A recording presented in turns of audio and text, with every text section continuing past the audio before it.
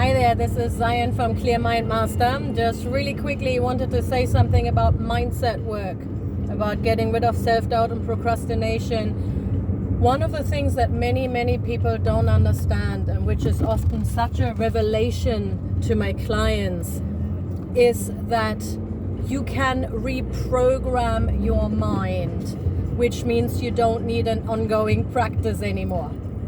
Didn't plan this, so I got this little thing buzzing here. You can actually fully reprogram your mind. That means that a changed mind automatically behaves different, thinks different, feels different, acts and reacts different.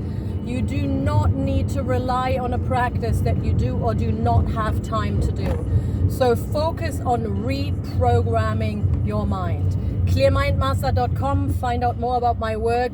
Zion here, bye.